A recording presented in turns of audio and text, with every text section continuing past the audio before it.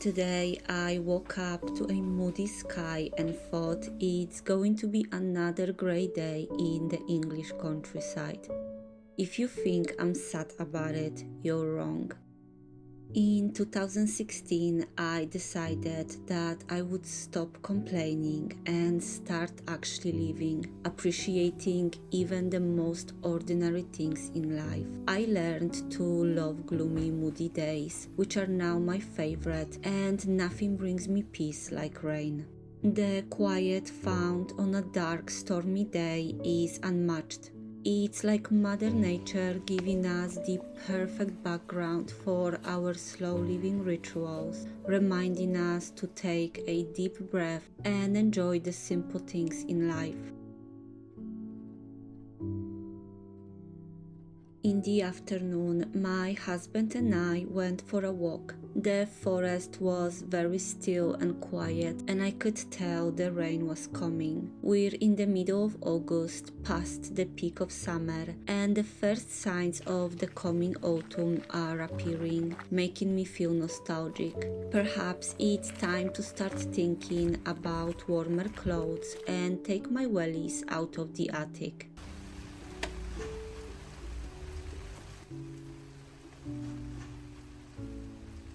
Standing in my kitchen with the wind gently blowing through the window, with nowhere to be and no important deadlines hanging over my head, I couldn't be happier. I am often praised for running a successful business or for my weight loss, but I think these ordinary moments when I feel a deep sense of being in the right place with the right people that make me a successful person.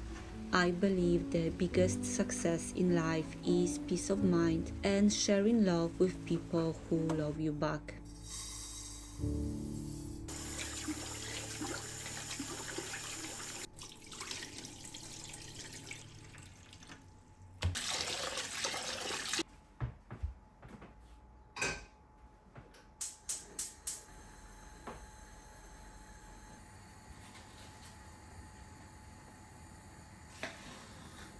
I just love afternoons like today. It's rainy, I have nowhere to be. It is just me in my little home. I'm going to stir fry some vegetables for tonight's meal, and really I am just going to relax for the rest of the day. I will probably read, maybe write a little bit. Days like today are really a quintessence of slow living to me. It is all about you and your family, in your home. No rush, no stress, no to-do list. It is just what I love.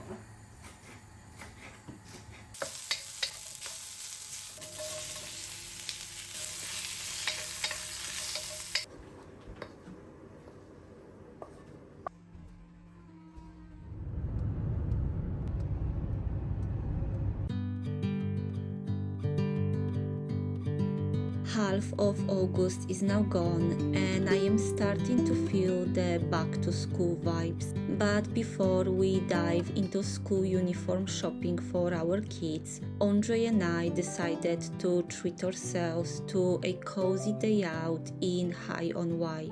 We started the day with coffee and breakfast and then spent a few hours exploring this charming town, browsing bookshops, charity shops, open-air markets, antiques, and more bookshops. If you never heard of this place, it's a lovely little town located in beautiful Welsh countryside, known for its many bookshops, new and old, large and small, brand new, second-hand and first editions. You'll find it all here.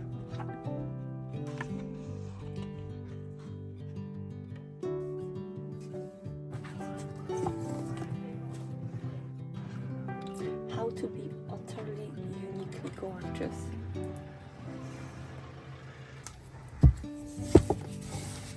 Change your life in 7 days.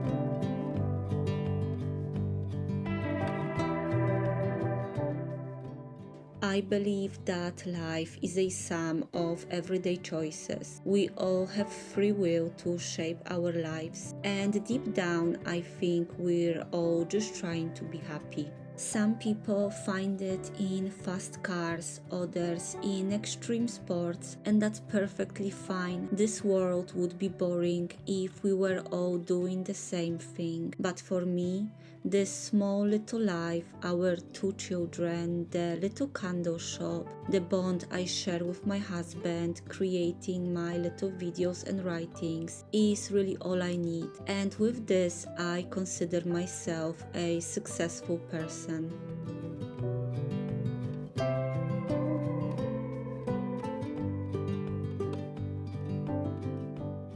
Am I successful in the eyes of high-up CEO from London? Probably not. But am I successful in the eyes of someone who's still looking for love or trying to start a small business? Yes, I am. It's all relative, and you are the only one who can define what success means to you. 8 years ago, slow living became a new measure of success for me, and I can confirm these have been the happiest years of my life.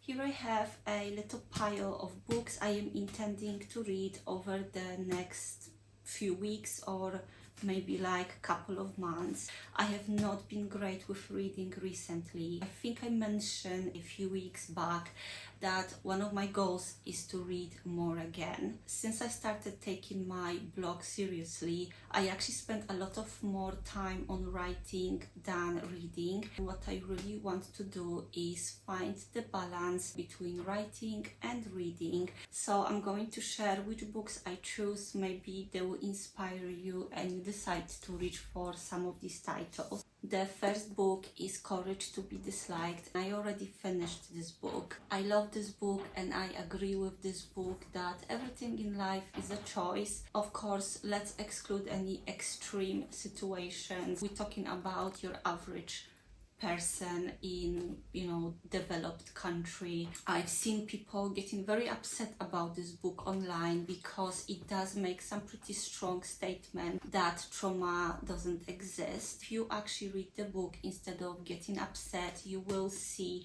it doesn't mean that trauma has no influence over your life. Yes, it does shape our personality and who we are.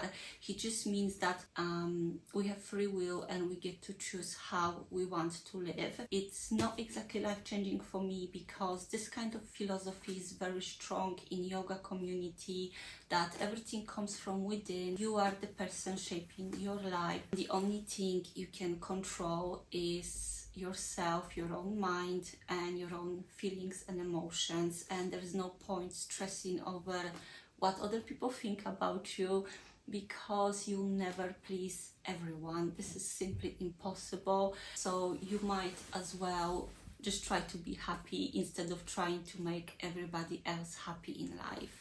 The second book I chose is this. As a woman myself, a female business owner, mother to a little girl, this book just spoke to me on the shelf and I was like, yes, I have to read this book. I also agree with the sentence here, why we can't have it all in a free market economy. I think it is very unfair on women to create this picture of being able to be boss babe, running a business, while also being a perfect mother, a housewife, a cleaner, a carer, and at the same time look good, exercise, cook healthy food, and it is just impossible. It's exhausting. This is how you end up having mental breakdowns. Maybe there are some perfect women out there, but I am not one of them, and I am certain that majority of women cannot do it all either. I am really looking forward to reading this book. Next one, Stephen King. I've read multiple of his books. I saw movies based on his books. I'm sure you as well. I didn't knew that he had a book on writing. Since I am so into writing myself right now, I am really putting a lot of time and effort into developing my blog, which I hope that over time it will become a kind of a resource for all things slow living and seasons, a place when you can access it for free anytime you need it. I am extremely excited to read this and see any kind of tips and wisdom such a legend can share. And the last book, it was gifted to me by Mango Publishers from USA. They sent me a book about slow living by Helena Woods. I must admit I never heard about the author before, so I checked her out on Instagram, and she does seems to be into astrology, which is perfectly fine. It's not really my thing. I do believe in star signs and what they tell about our personality. I am not really believer that Mercury retrograde influence anything in anyone's life. This is just my opinion, and it does not invalidate your opinion if you do believe in astrology.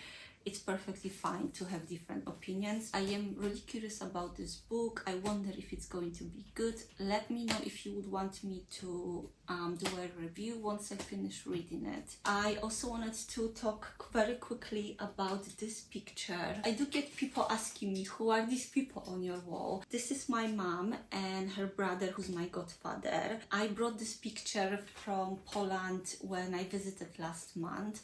So yeah, it is like one of the most treasured possessions and something I am intending to pass it to my children. It is super interesting because it is not picture, but this is not exactly a painting either. My mom told me that the photographer took the picture of my mom and my uncle and then hand painted details because the picture wouldn't be as clear. So he actually hand painted details like eyes and lips and the outlines of the clothes. It is like something in between a painting and a photography.